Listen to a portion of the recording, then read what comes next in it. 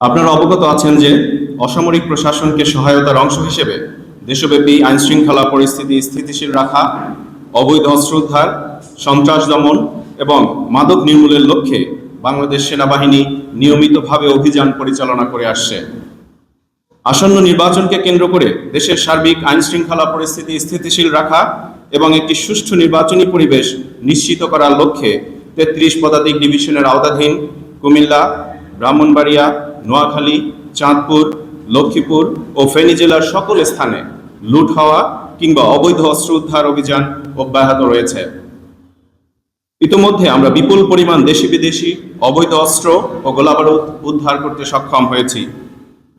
পরিস্থিতির গুরুত্ব বিবেচনা করে এবং আমাদের নিরাপত্তা প্রস্তুতির অংশ হিসেবে আগামী 10 ফেব্রুয়ারি কুমিল্লা, নোয়াখালী ও ব্রাহ্মণবাড়িয়া জেলায় বিশেষ মহড়া পরিচালিত হবে।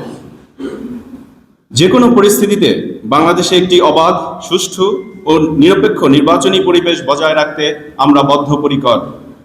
ভোটাররা যাতে কোনো প্রকার ভয়ভীতি ছাড়াই আনন্দমুখর পরিবেশে কেন্দ্রে এসে তাদের ভোটাধিকার প্রয়োগ করতে পারেন, তার জন্য প্রয়োজনীয় সকল নিরাপত্তা ব্যবস্থা নিশ্চিত করা হচ্ছে।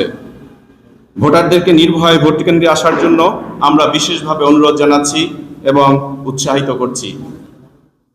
নির্বাচনী নিরাপত্তা নিশ্চিত করতে আমরা সাধারণ জনগণের পাশাপাশি দলমত নির্বিশেষে সকলের আন্তরিক সহযোগিতা কামনা করছি।